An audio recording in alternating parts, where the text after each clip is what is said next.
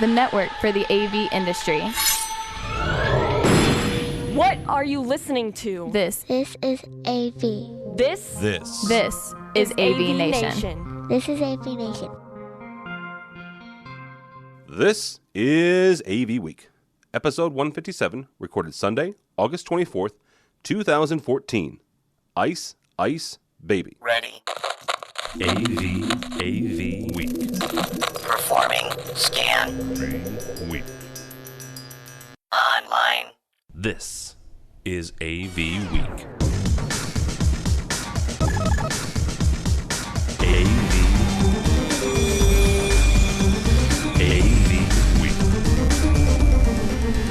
This is AV Week, your weekly wrap-up of audio-visual news and information. My name is Tim Albright. I'm your host. Hello.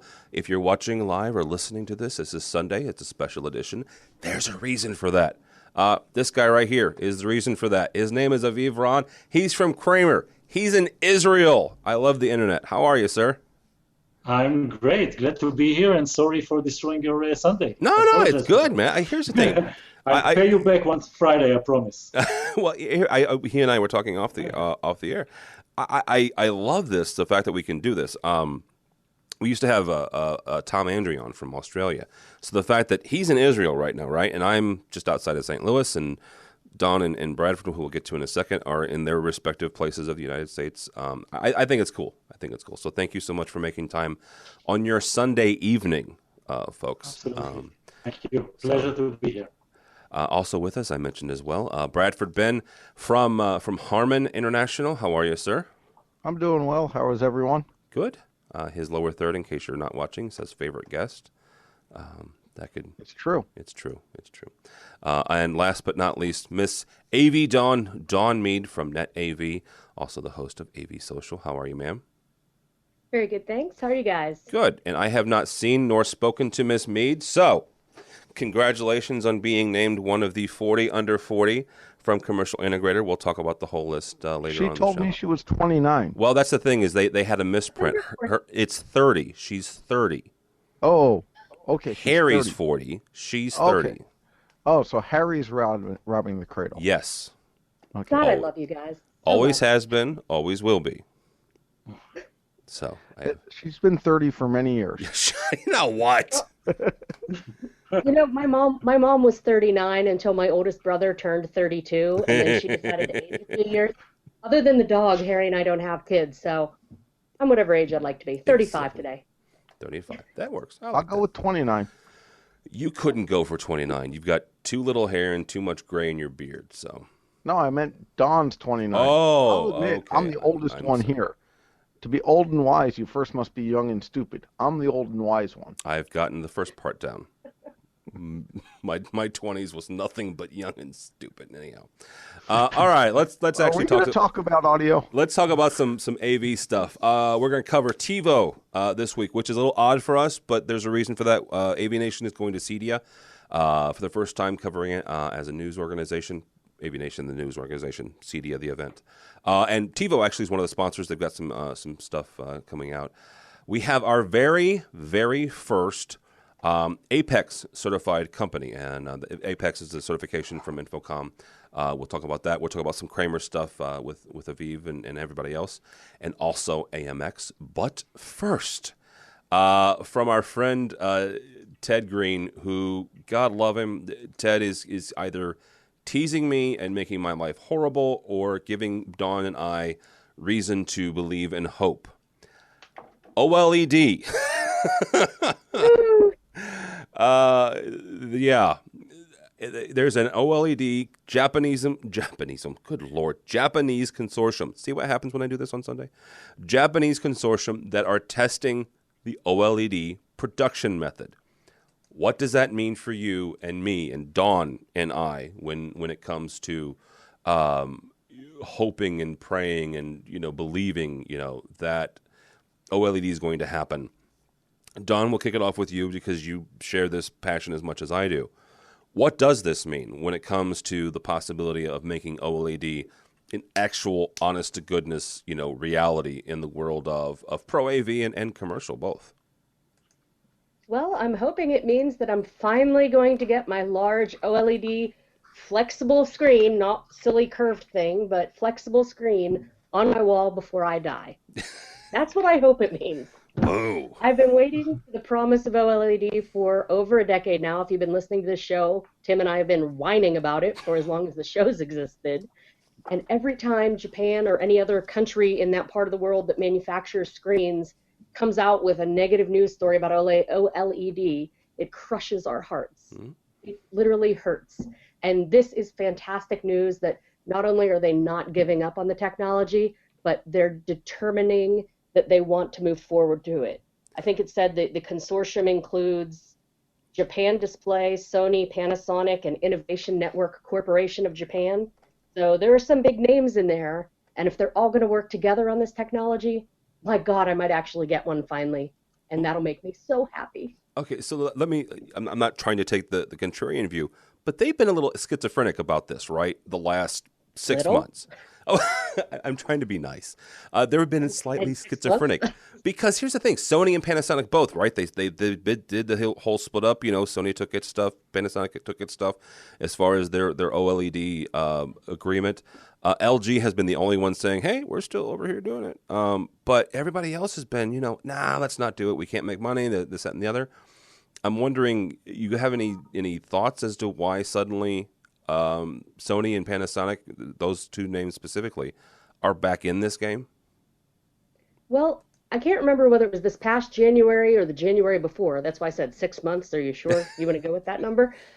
One of the past CESs or out in Vegas, Sony's big thing was screw OLED. We're going to have crystal vision or whatever the heck that ridiculous laser thing was. That was 2013, I think. CES. Yeah. So they've been trying to kill. Oh, go ahead. I was going to say, once you cross 40, you can't remember back that far. Thank you. you. 2013. I'm 29. Remember you said so. I just have no idea what you're talking about.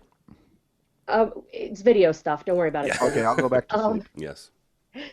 But they came out. Sony came out with this crystal vision or crystal laser or crystal something or other, and it's a case of everybody was making progress on this new technology, 10-year-old technology, OLED, and then everyone had something new and innovative, and so they didn't want to play nice with others. And I think it's a case of whatever their new idea was, crystal vision, and whatever Panasonic had, and all these little crazy ideas that weren't OLED, either had absolutely no interest from the public or just didn't work. And so they had to drop back and punt, go back to a technology that, because it's over 10 years old, at least in the small scale, they know works. They know it's possible. They just need to advance it. So it's not like they're inventing that. Breaking away from OLED was trying to reinvent the wheel and come up with something new and exciting. They're sick of working on it, but they haven't perfected it yet. So if everybody gets together and works to perfect it and brings a proven technology to market in a better way, then the entire industry will benefit. And then they can go back and play with their crystal whatevers and maybe bring that to market some other time if they can get it to work. Yeah, if they can. So I think this is a good move that they all said, hey, wait a minute, no, we could make money with this if we get it larger and flatter and bendier and to market affordably. Well, and to ramp up the production, capabilities. That's the one thing that the last story that we heard, not from LG but from Sony and Panasonic, was the fact that they couldn't make money. Bradford, well, I was going to say, looking at the investment, $193 million US. I'm like, are they really putting in everything they can to be successful? Because I don't think that's a huge investment yet. I think that's more of a I'm sorry, $200 million isn't a huge investment. That's a lot of money. Tim, we're small integrators world, and Brad is from Harman, and they are Sony and Panasonic. To them, that's not a big investment. Well, that's unless it's crazy money. It sounds funny, but I'm like, yes, that's a lot of money. I'm not sure that's enough money to actually finish the project, if you know what I mean. Okay. It's a good investment. It's a good start. But if we're talking about an industry that they want to sell millions and billions of these units, that size investment kind of makes me wonder if they're serious. And I know it's funny to say only $200 million, but, to get a production line up and running from nothing to done is quite expensive. But it's not from nothing, though, is it? And I'm not a manufacturer. I have two on the phone here, so let's see if they can chime in on this. But they're TV. I mean, I don't mean to sound flip about this, but they're TVs, right? Right. So you've got the line that makes TVs already. I mean, yes, the insides are different, but they're saying they're doing a test production line. Okay. So that means they're starting from nothing. And it sounds funny, but such things as, okay, are you putting it into someone's building? Are you renting space? What machining are you going to have to purchase? What tooling are you going to have to purchase, et cetera, et cetera? Yes, it's a chunk of money, but I'd be more interested to see how they're spending that money before I go, yep, they're going to do LED and be able to wrap a pole. Okay, very nice, by the way. You like the way I pulled back in the old... I liked that, yes. On one of the last shows I had Bradford on, we talked about the flexible OLEDs, and you could wrap a pole. I think I said that exact phrase. So yes, you did. It might be the title of said episode. I think so. Aviv, when it comes to ramping up new technologies like this, what's some of the manufacturing challenges that Bradford was alluding to? Well, I don't know too much the details about this particular one, but I can tell you $200 million is definitely a sign of, being serious about it. I don't know what else is involved in terms of setting up the manufacturing for this particular technology. I think Brad may be right that larger amounts may be required, but it's definitely an amount that shows being very serious about the project and, being set up to delivering a product, and Don is right. This is definitely something that the world has been waiting for a long time. So it does require a significant amount of investment for sure. Yeah, absolutely. And waiting for a while is no stretch here. Don's right. We've been waiting for over 10 years since the very first specs came out. So since Tim was a member of 30 Under 30. Good Lord, you're never going to let me live that down, are you? By the way, just for the record, I never made 30 Under 30, so I've not made any of them. I'm hoping to make 50 Under 50. I think they need to start that just so I can be named. Well, I don't disagree with that. So let's talk to somebody. Maybe we know some people that own magazines and stuff. So, okay. Speaking of magazines, from our friends over at Commercial Integrator, and yes, this week they are Dawn and I's friend. The AMX is integrating their most powerful processor, and I did officially verify that with my buddy Sean Robinson. This is their top-of-the-line processor for the Enova. If you're not familiar with the Enova is their all-in-one box, right? Here's the question that I had initially, and there's no secret here. There's a lot of manufacturers that I absolutely love. I use on a daily basis. Kramer, I use a lot of Kramer. I use a lot of Crestron. I've programmed and put in a lot of DMPSs, which is Crestron's version of the Enova. Here's the thing. They still don't have their 3 Series processor in this. So my initial thought was, AMX has already got their most powerful processor. Wondering why Crestron doesn't have that, and I've heard some backroom stories that it's coming. It's apparently November, December timeframe. So Bradford, I'm not asking you as an official Harman AMX by Harman rep, but in general, what's the thinking behind this, or is this just the fact that this is a normal manufacturing production cycle? They got to the end of the line with the old series processors on the Enova, and it was just time to install this, their latest and greatest processor. Well, it's not just putting in the latest and greatest processor, because as we were talking a little bit off the air, the processor speed isn't what actually does everything. It's more about the overall system and the programming. Part of it is bringing in IP version 6. It's bringing in the fact that it's a standards and it follows more of the standards that people like. The fact that it's, what's the word I'm looking for? It's also compatible with old products was a big thing. But the fact that it runs on Linux, it's newer, faster processor, which means it's going to be able to handle newer, higher resolution video. And it sounds funny, as a manufacturer, you don't want to keep your products working on older chipsets, Okay. So what we were talking about ahead of time, just to bring our listeners in, was that, it's at, the press release says it's 1,600 millions of instructions per second, or MIPS. versus 404 MIPS, which just cracks me up. They couldn't say 400, they had to say 404. For those of you who are nerds, you understand 404 is the error that comes up when a page isn't. I missed that. I completely missed that, but that's nice. That's very good. Thank you.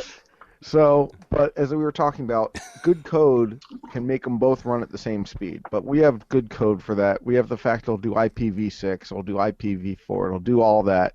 It has the security in there, so which is good, and it's backwards compatible. So staying current is important. The fact that you're able to make it very scalable becomes huge. You know, it's as systems are getting bigger and bigger. It's needed more and more. I can share the PowerPoint that I was given, and we can pretend I know what I'm talking about. No, that's not. But it's just one of these things where the idea of updating as technology gets better and not passing the cost on to the customer is a beautiful thing. One of the things I do like about it, and this is where everyone's going to kind of chuckle, it's Linux. Yes. It's stable. I tried to crash one. So far, I've been unsuccessful. Well, good. Let me know if you do, because I've got a couple Linux boxes at the house. Actually, my kids, both of my children are in grade school now, and I figured they needed a laptop, but I just got an old laptop off eBay and stripped it down, and they both have Linux installations on them. Because you're right, it's very hard to crash. Aviv, from a manufacturing standpoint, how Bradford mentioned the fact that this thing is IPv6 ready. How important is that? Is making sure that your stuff is ready for Internet Protocol version 6 going forward? That's an interesting question, because that's one of those things that have been, sort of looming in the air for a very, very long time. And, the question is, when is it really going to start being requested by customers? Is it really going to be needed? Is it really going to be required for supporting installations? And I think it's still time for IPv6 to be quite significant. Obviously, we're working on it, manufacturers are working on it, but, to be quite honest, I don't see the urge from the market yet. It's true that there is a potential problem with addresses and all that, so at some point there will be a pressure to start putting it in. I have to say, I don't see an urgent request from customers to IPv6 at the moment, and that's we still have some runtime to come up with that. Would be my judgment at this point. Is it one of those things though where you guys as the manufacturer, and Bradford, you can chime in too, but Aviv, is this one of those things where you guys should lead the clients rather than waiting for the demand to get there? Because let's be honest, sometimes customers are dumb. I mean, they're not thinking. They still have 192.168.1.1 stuck in their head, or whatever the default IP address is for whatever product.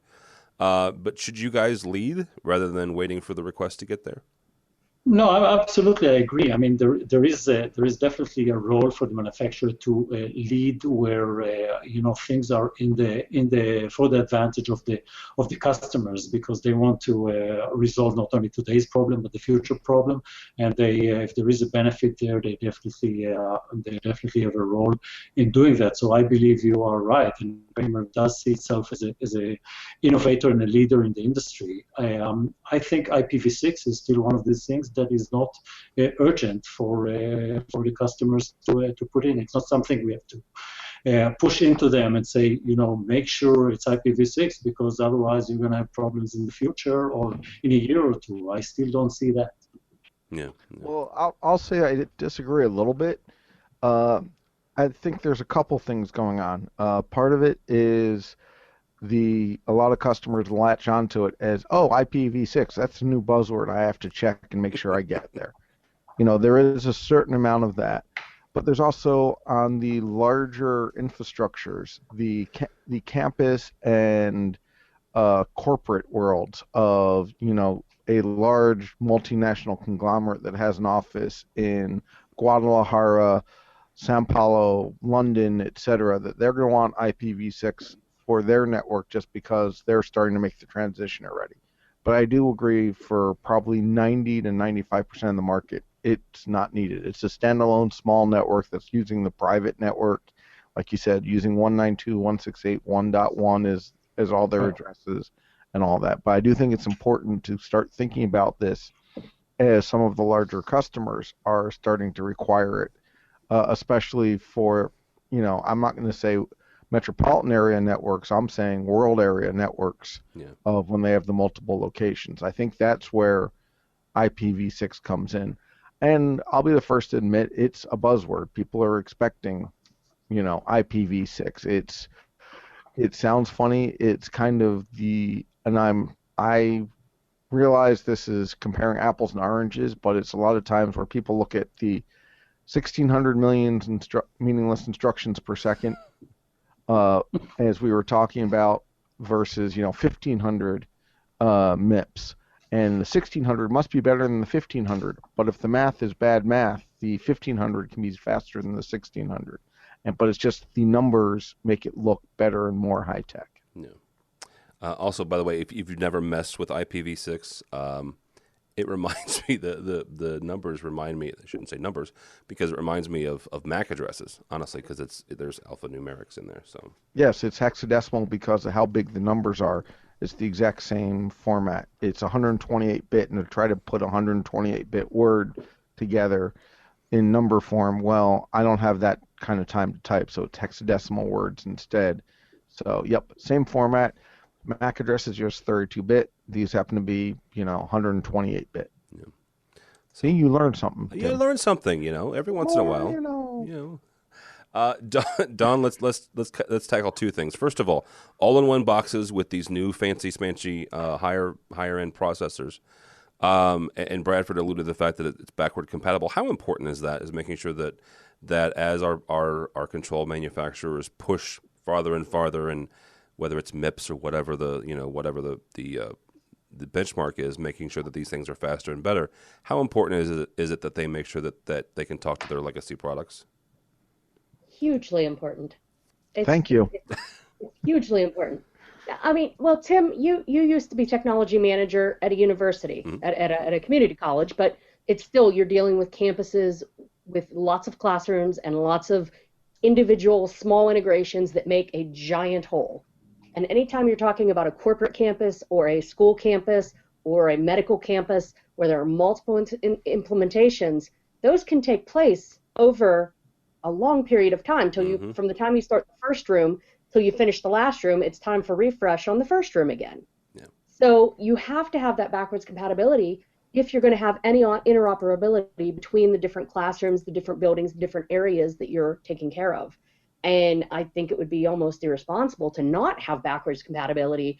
And I mean, kind of arrogant to say, well, we're going to change our product, and if you want the shiny new, you have to change everything in your existing infrastructure everywhere if you want it to talk, or your SOL.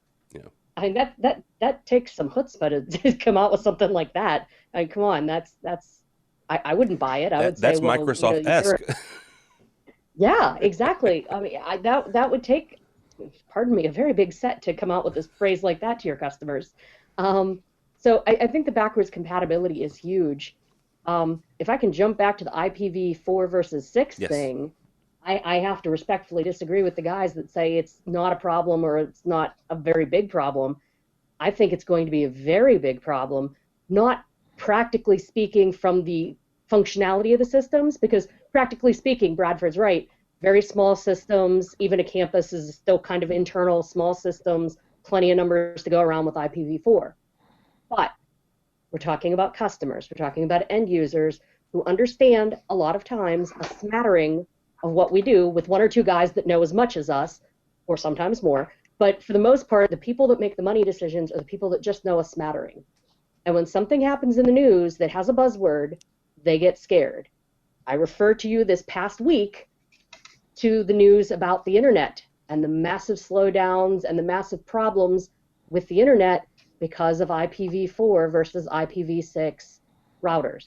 Mm-hmm. PC World Magazine, August 20th, 2014. That's 4 days ago, talking about the internet has all these routers that makes all of our traffic go, and they're all old IPv4 routers, and there aren't enough addresses, so there are massive clogs, and that's why everyone's internet's been running slow.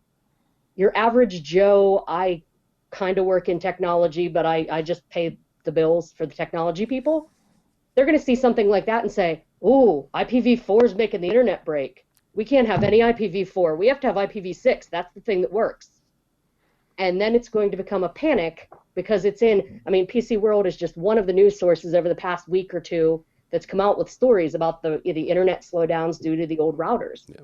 Oh, no, the internet slowdowns due to net neutrality and the company's throttling. Amen, but brother. We know that. I agree with you there. And we also know, the four of us at least, that the internet router slowdown really doesn't have a darn thing to do with the AV network working. It doesn't mean anything, but the buzzword's the same. The people that just know a smattering of technology, just enough to be dangerous and sign the checks, are the people that are going to hear this and freak out. And It happens anytime there's a big news story. So I think that thinking that it's going to be a long way off could be a mistake as long as this type of story keeps coming up in the news. I think customers may be a little more antsy and want to jump on the IPv6 bandwagon a little sooner. Oh, I agree with you. I have friends who are IT guys, literally work for IT companies, and they're like, why don't your products do IPv6? And I'm like, because if you're doing more than 4 billion amplifiers on network, I think we'll take that PO and make it do IPv6 for you. I promise you that. But it's one of those, like you said, it has to do with the buzzwords. Mm-hmm. And part of it is IPv6 is the buzzword. It's kind of the people who say, well, I'm using a category 6E cable because it's the bestest, fastest. But then they're putting, 10 megabits per second on it because they're using an inexpensive switch. And they just spend all this money because of the buzzword. Yeah. Well, and to be fair, the fact that it doesn't impact us in AV only relates to if we're having completely separate, divided AV networks, which, back when some of us started the industry, we would put in a parallel network that was just AV because we weren't allowed to touch the IT network. Or they'll put you on a separate VLAN. Right. But in a lot of cases now, they're starting to let us use the regular network, except for military. And in those cases, you wouldn't need 1 billion amplifiers on the network to max out the IPv4. If you just look at the total devices, including all the computers and the tablets and the blah, blah, blah, whatever that's using addresses, maybe a corporate structure, even though the AV side wouldn't approach that, maybe their entire corporate IT network would approach that. But it's their job to be paranoid about these things and be prepared and have a solution. And IPv6 is the solution for those people. It's Paul Zealy from AMX and a lot of the guys talking security, both at Infocom and at some recent things. When you're in IT, when you're dealing with that stuff, and when you're in security, it's all about risk mitigation. And these IT managers that are running AV networks now, they want to mitigate their risk of any sort of problem. And if they can do that by using an IPv6 product versus an IPv4, even if it really wouldn't max out the network at 4, they're going to go with that. Well, I also say there's another challenge of some products from some manufacturers don't like being on an IPv6 network. And I include myself in there. Define that. Like they don't like it from a corporate philosophy, or the products don't like being on it? Some computers that run Windows 7 have problems if you have IPv6 enabled and are trying to use UDP to talk to other control objects. And that's not just a Harman problem. That's actually a Microsoft-based problem. It's because it's in Windows 7 itself. So this is where you start getting into it's a whole big ecosystem that you have to worry about. Now, I'm not trying to make everyone paranoid because it's easy enough I go in and I uncheck IPv6 and it's a 15-second fix. But this is one of those, if we're going to say IPv6 is important or customers are going to say IPv6 is important, we have to realize, getting back to the backwards compatibility thing, there are hundreds of devices, if not thousands of devices, that IPv6 doesn't work on that might have problems being on an IPv6 network. Have you seen the same issues with Windows 8 devices if you have IPv6 enabled, or have you not run across that? Have not done enough testing to comment on it successfully. I'm just curious because it may be one of those things. Yes, I agree with backwards compatibility. But back to my comment about Microsoft-esque, that is not, saying that you have to buy all brand new stuff is not unlike Microsoft. If you've paid attention to the gaming part, and that's kind of what I'm referencing, their new gaming platform, the Xbox One. You couldn't take your Skyrim or for my son his version of Minecraft and throw it into you couldn't take the 360 version and put it into a Xbox One box and let it work. So, well, and I actually have to say, and this is going to pain me to say it, if you look at how backwards compatible on multiple platforms Microsoft as the operating system supports, it's actually pretty impressive. Because if you think about it. There are companies that are still running Windows XP that's, 10 years old, 14 years old? No, it's dead now. They stopped supporting it. No, not fully. Really? Because there's still Microsoft XP embedded. That's like a manufacturer trick.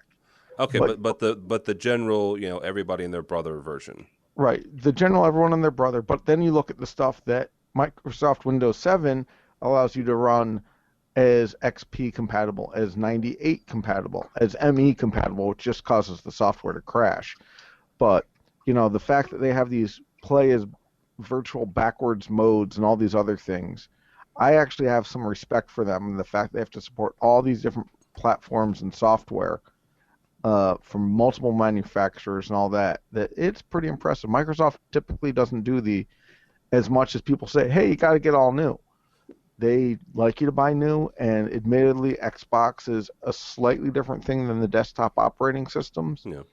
But they actually do some pretty good work with the amount of stuff they support. If you read some of Joel Spolsky's blogs and books on it, you can kind of get a whole lot more respect for them. Do they have anything that's perfect? Do they still support Microsoft Bob? Yes, they do. However, Microsoft Bob is then your computer crashes and goes, no, really, get something real. If you're too young for that, go Google it, because it was an interesting experience. Funny. Huh? Well, I was gonna say, I wonder if that would show up on Microsoft Bing. It probably won't. They would hide it if they were smart. And what was that, like mid to late 90s? It was after Windows 95. It was after 95, before ME. Yeah.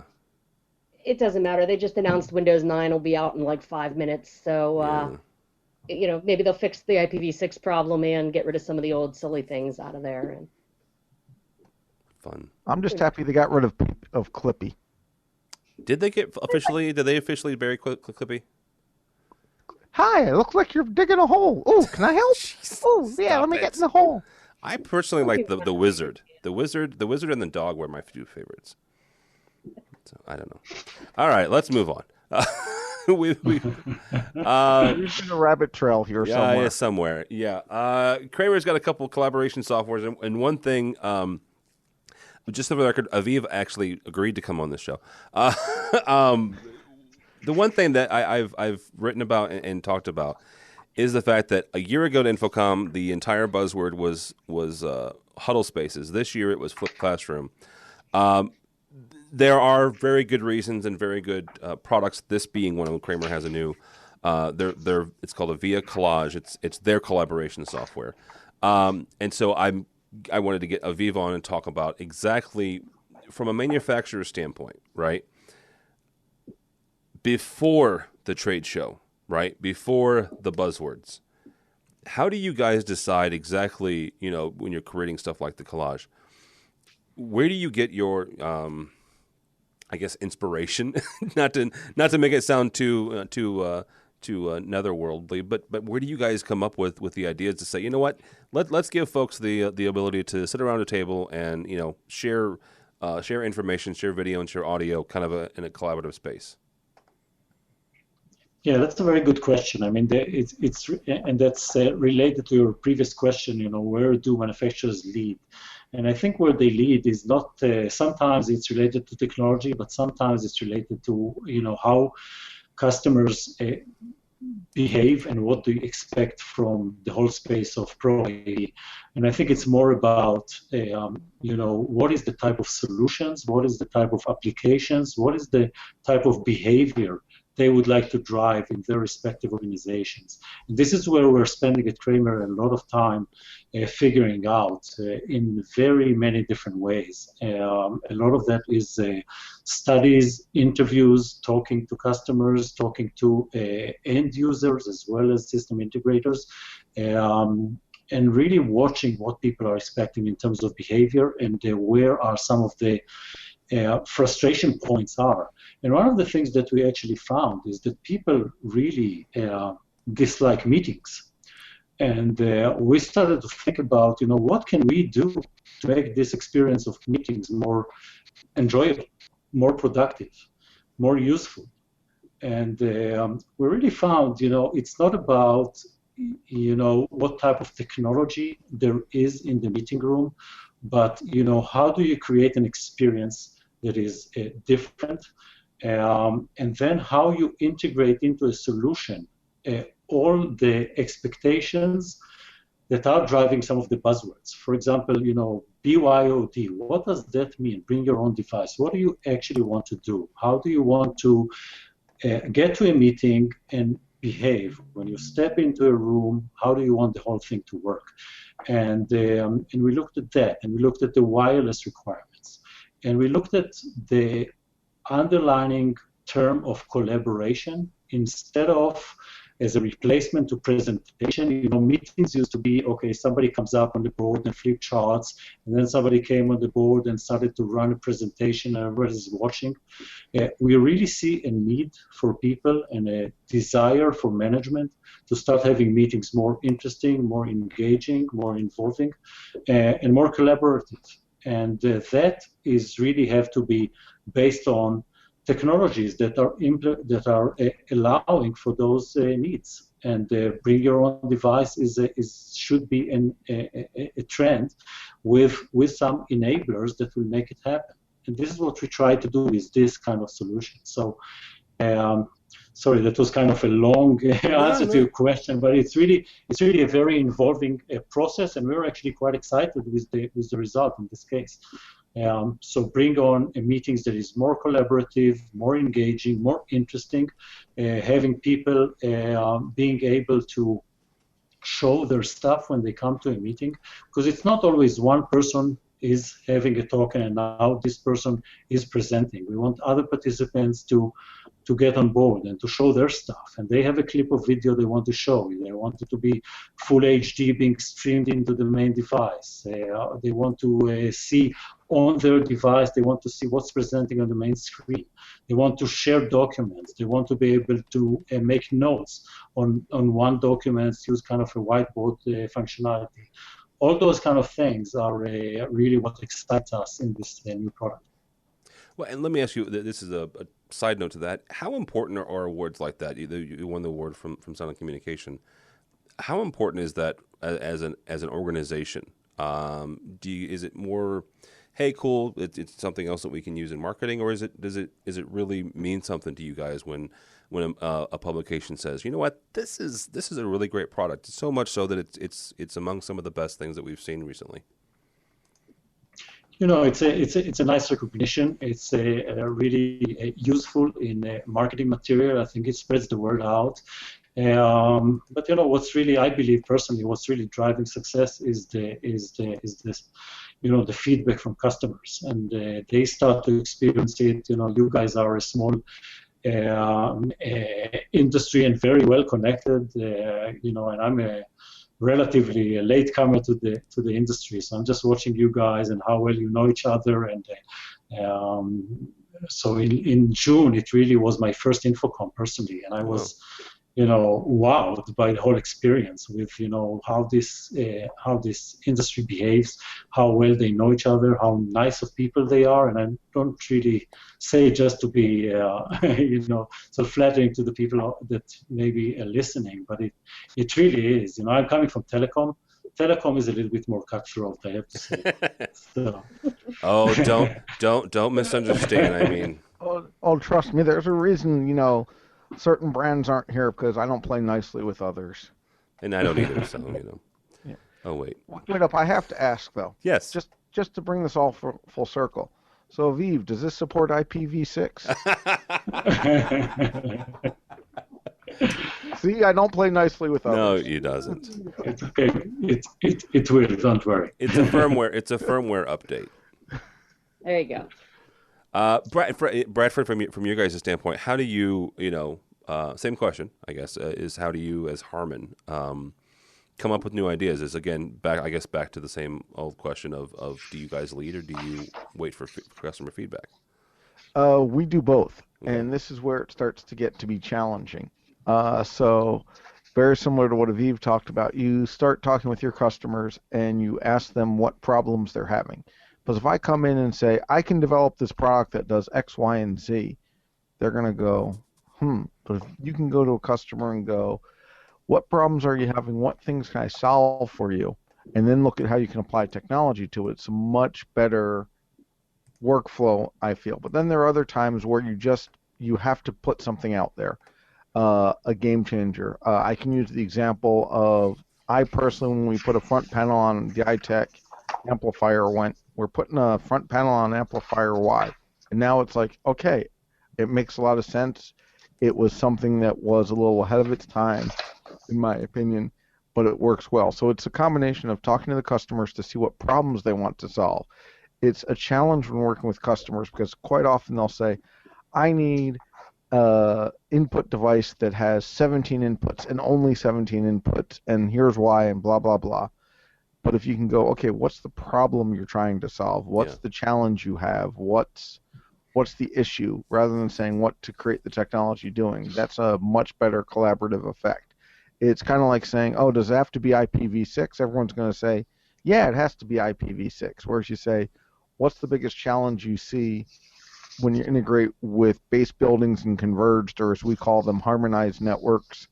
And people go, oh, they want to use the same IP structure throughout the entire system. It has to support SNMP version 3, and it has to support 802.1x for authentication, and you need to support tagged VLANs and all that. That's a lot better information than saying, oh, it has to support IPv6. Yeah. So that's kind of the big thing. So what problems can I solve for you today, Tim? Wireless video and audio seamlessly over 1,000 feet, secured and integrated into a control system. Okay, but what type of image quality do you want? Because I can do that right now. If I you want only 8K, baby. Oh, okay, that's gonna be a little harder, but we can do that. All right. Tim doesn't ask for much. No, on an OLED screen. I was about to say, do I need to make that flexible so you can Yes. wrap it around the antenna mast? Yes. Baby, bendy. Yes. Bendy. Don, from an integrator standpoint, how do you guys go about? Do you have systems in place, or is it one of those things? I should ask the full question before I elaborate on it. How do you get your requests to manufacturers? Is there a system in place where once a quarter, once a month, you guys throw an email out to Harman or Kramer or whoever, or is it kind of on a case-by-case basis? You happen to be talking to an engineer or talking to Bradford and say, hey, by the way, you should do this. Well, as Aviv says, we were a very friendly industry. Yeah. And a lot of people know a lot of other people from a lot of places. So usually when we have a problem that needs a solution, I'll call up Bradford or Bobby or whoever from whichever manufacturer and say, hey, you know what sucks about your product and how you could fix it? And that's actually what she says. And it is actually what I say. And we talk it through as to why it's practical or not practical, or I make a case for why my customers or my personal self would love or need such a thing. And then we see if it's feasible. But there's no formal process, but it happens when it happens. But fortunately, we know a lot of people, so we just call them up and being part of the AVNation, I may have a little more clout with getting a hold of people than average integrators, just because I know a lot more of folks by name to call up and say, hey, Bobby, why can't you fix this? Or hey, Bradford, or hey, Matt, or whoever, make it happen. So, but anyone in our industry, really, from the smallest integrator to the AVI SPLs, usually knows a few people that they can call up and, bust their balls a little about something and make a repair happen or a firmware upgrade or a new product, what have you. Yeah, absolutely. Now, if I could though, on this VIA thing, Yes. I think Kramer should be a little more excited. I mean, sound and video contractor, best in show, that's great. But being in DC, I have to say the best in show from Government Video magazine Yes. is a little more exciting. I had seen this product at Infocom. I was kind of excited about the product because it does a lot of the same stuff as a lot of our cloud-based guys that are coming out, your Blue Jeans and some of these other ones, and it does some of the same features. But when you're doing government work, the cloud is a big old no-no. Bad mojo. As cool as the cloud is and as fantastic as some of these other products and services are, and we've used them on some of our corporate clients, having a box to be able to do some of the cool whiz-bang things that the cloud stuff does is perfect for government integrators. So that little Government Video Magazine award, good job. That's the one for at least some parts of this country that make the difference. Did you hear that, Aviv? Put that in your marketing material. Right after the IPv6. Right after the IPv6. We'll be sending you a bill for the marketing, advice. This is, if you guys want to comment on this, you can. This is kind of more of a hey, this is kind of a cool thing. Infocom has kind of revamped their it's not certification, but their labeling of integrators, honestly, and they're calling it Apex now. If you want, I'll put a link on on this show's page. George did an interview with Betsy Jaffe and Duffy. Good Lord, Duffy Wilbert and some other folks at Infocom about Apex. They have their very first Apex certified company. It's called ZDI Inc. I just thought that was kind of cool. The fact that they're starting to certify. It is a process. If you're not familiar with the process, it's more than just figuring out how many CTSs and CTSDs and CTSIs you have. They actually interview your clients. So some of you may not want to do this. Just saying, you know who you are. But some of you, it's a rather involved process. We at Enova, my full-time job, we've started down the process, and it's been quite interesting. Dawn, have you guys at NetAV started down the process at all? Sort of, but not really. And here's how. Well, so we're a very small integrator, and we were Emerald CAVSP. Okay. And we were only Emerald instead of Diamond because we didn't have a D or an I on staff, but we have a couple guys taking the classes. But I did sit through and take and complete the 3-day Infocom How to Become an Apex Company class at Infocom this year. Oh, wow. And let me tell you, it's more than a process. It is a lifestyle change. It is a lifestyle change, and it'll be a massive sea change for a lot of integrators. A lot of integrators will never hope to achieve the certification because there are business processes involved. There are certification standards that you have to adhere to, the standards that Infocom has developed over the past decade or so. They've been working on standards with ANSI. And then, of course, there are how many CTSs and how many CTSDs and Is and so forth that you have. I think it's a fantastic program. After sitting through the class for 3 days, I think I've drank the Kool-Aid. It really will set apart those integrators that do the job incredibly well. There's a lot of documentation involved. A lot of mom and pop integrators may not be set up to immediately jump on board and handle these reams of documentation involved. That's not to say they shouldn't have been doing some sort of documentation to begin with, but the level of documentation that's required by these standards can be daunting, put it that way, to a mom and pop integrator. But it's definitely something to try. It's definitely something. I presented all the info to my bosses, and we're looking to go down that road with NetAV. And I hope other integrators are hoping to do the same, because once you achieve the certification, it actually means something. Yeah. It doesn't just mean you have a couple guys that took a test and woohoo or whatever. It actually means you know what you're doing. You understand what you're talking about. You can prove your work.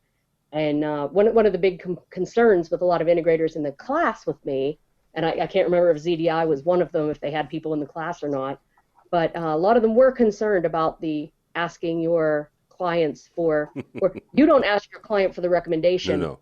Infocom contacts them to interview them for the overview of the company. Yeah. And some of the folks were freaking out about that. If you work in the government space, if you've ever gotten a GSA certification, they already do that sort of thing. So for some of us, if you have clients you want to hide, don't work in government, and don't apply for the Apex. But I think it's a bold step, but it's a good step for Infocom overall. Yeah, I do too, and I think that's the one thing that kind of caught me. I talked to you. I think in between a lunch break or something you were having. You were very excited about it at Infocom. The thing that you said there, it means something, right? It's not just a tally of how many CTS, this, that, and the other you have. It looks at your processes and makes sure that you're following some standard operating procedures that other successful integrators in the industry are doing. So it's not just, hey, you should probably just start doing these. You're emulating what other successful businesses are doing. And not for nothing, but you know what? We all learn from each other, right? And your mistakes are my learning experiences. And so that's kind of why I'm excited about Apex, is the fact that, here are tools that you can give mom and pops who may not have the resources available to them to find out what some of the best practices are. Well, here are those best practices, right?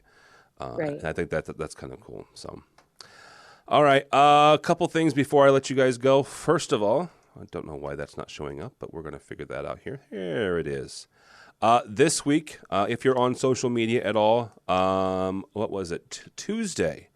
For about 2 or 3 days, all over the place, there was this little tagline, CI 40 under 40. Ah, there she is. It was, here's the thing, and first of all, I would like, personally, because I somehow made this list, I would like to thank... I want a recount of that calendar. I know. I would like to thank whoever it was that nominated me and voted for me and all this jazz. I'm very humbled by it. But this is Commercial Integrator's but this is Commercial Integrator's piece on the 40 most influential influencers in AV under the age of 40. And as Dawn mentioned at the top, they kind of stretched that to include some of us who had hit 40 this year. Myself, Dawn, even though they got your number wrong, you're 30. Chris Netto also is 40 this year, and a couple other folks. There are some really, really great people on here. Jennifer Willard is on here. Matt Slack, Mike Brandis. A lot of folks that have been on AVWeek or in AVNation. There are some hosts. Your co-host, Miss Kelly Perkins from AVI Systems, is on here. And I don't mention this to say, hey, look at us. I mention it to say, look at these other folks, right? I mean, look at the guy that runs Pepper Dash. Look at Pepper. What is Pepper's last name? Her name just went out of my head. Fernandez. Thank you. Yeah, Pepper Fernandez, who runs Solutions Inc. Go look at those folks, right? It's a really great list, and I'm humbled to be on it, and just so thank you to Commercial Integrator and whoever else nominated everybody and voted, and whoever did the voting. So check that out if you would. I have no idea if it'll be in the actual physical paper edition, but we'll put a link to it. I hope so. My mom wants a copy. your mom and my dad, so Do you guys still get asked when you're gonna have real jobs? Because I still get asked that, and I'm older than both of you. So that's just from your wife. So. Oh yeah, good point. Okay. All right. Last but not least, so there's this thing called the ALS Ice Bucket Challenge thingy. Yes, I believe I did that nice 2-camera shoot for it, slow mo. You did. Everything. And Miss Dawn, it's all Dawn's fault. I'm sorry. Dawn also nominated me, and I was going to do it by myself. But then, our good friends over at Crestron Electronics nominated AVNation. Does that mean Dawn has to do it? No, I'm taking the bullet for the entire team. Does that mean Tucker has to do it? Tucker, no. It means I'm going to do it for the entire team. I want to see Harry do it. Right. Actually, now. So hang on for a second. So hang on. Disconnect the power. Oh, you're doing it now? Wow. Yeah. That's all the skin you get to see. I like the fact you're wearing a white T-shirt. This is going to make it so much better. Well, you know. So how do you do this? So Crestron Electronics has nominated AVNation. We would like to nominate Commercial Integrator for the ALS Ice Bucket Challenge, as well as Infocom International, and also Margot Duahi, or anyone from the New Bay media folks. So I picked Margot because Margot was on AVWeek a couple months ago. So here we go. This is actually ice. If you're listening to the podcast, I think it's M&M's. Shut up. Here's the video. There's ice right there. You see the ice? Ice, baby. Ice. Shush. Good night. All right. So what do I do? Just dump this on my head? Yeah. Pretty much. Okay. Goodness gracious.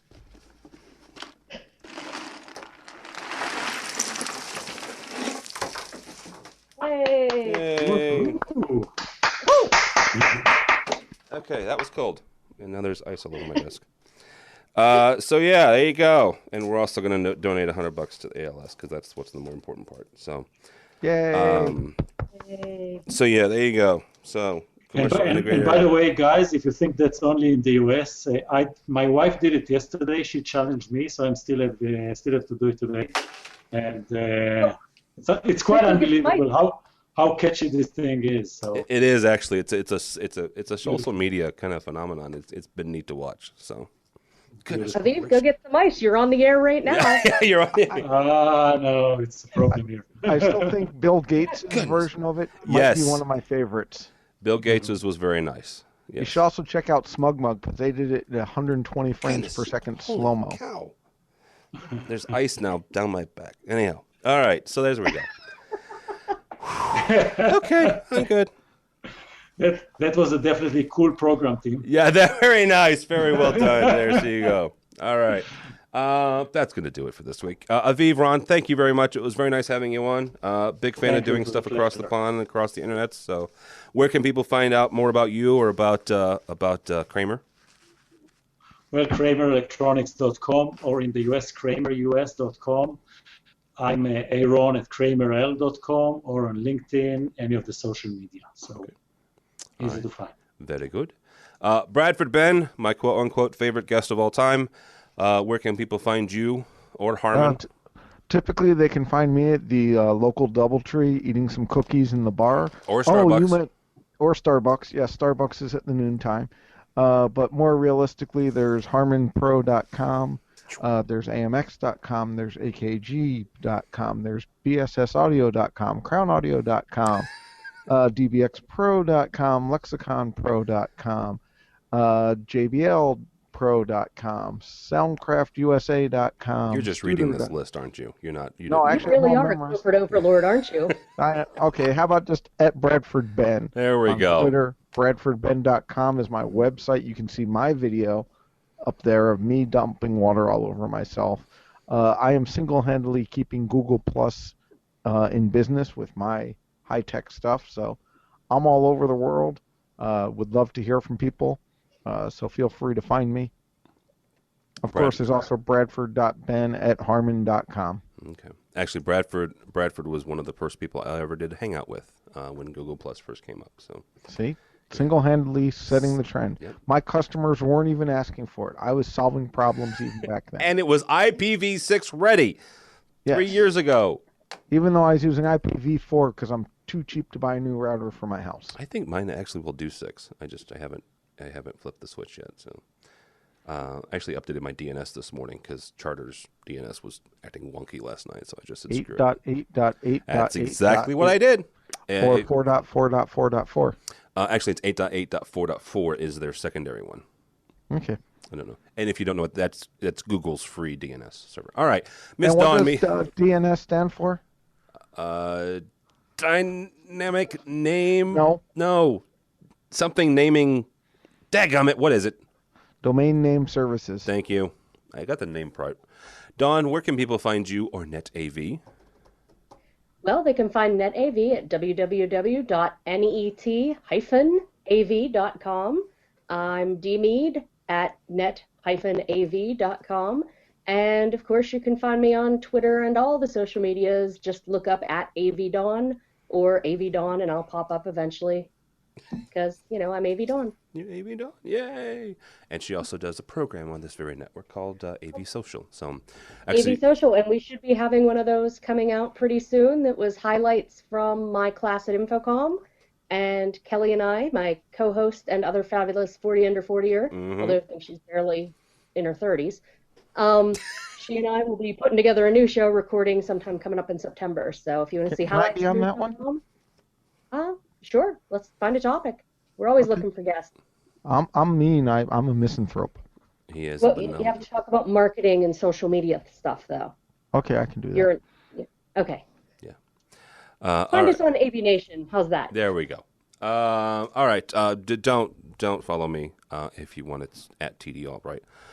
But go by the website. You'll find Dawn's fabulous program, a new ed tech, a new state of control, which is our control and automation program, a new live life, a new Pico projection show. We have a new show called the Lighting Guy Show, which tackles lighting. And I never felt so dumb as when I helped James Bedell record one, because he's talking about things that I had no clue about. I mean, here's the thing, guys.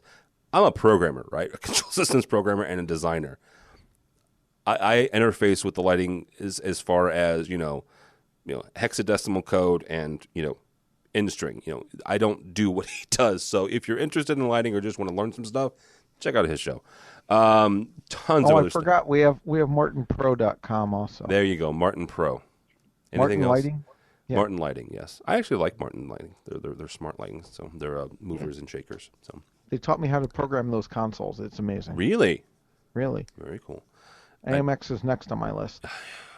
You get AMX before I do, I'll be a little upset. I'm actually starting to work on AMX. So anyhow, AVNation.tv, AVNation.tv, you'll find this program and a host of others. Sign up for the newsletter. That way, if you don't do social media, because that's where we post and say, hey, we have new stuff. We're also going to do a newsletter for those of you who aren't on social media, so you can find out when we have new stuff up and running. And if you are, sign up for it, because we're going to have some stuff, some written pieces on it. Check out the 40 Under 40 for people other than me. See the wonderful 30-year-old Dawn Mead and the other 40 Under 40s. In 2 weeks, we will be covering CEDIA live from Denver, Colorado. So check us out if you're going to CEDIA. We'll be doing AVNation or AVWeek live on the Friday of that week. Plus, we'll be doing an AV Tweeps Tweet Up, similar to what we do at Infocom. So it's just a networking event with free food and drink. So keep us on your calendar for that week as well. So thanks so much for watching. Thanks so much for listening. AVNation.tv. AVNation.tv. This has been AV Week.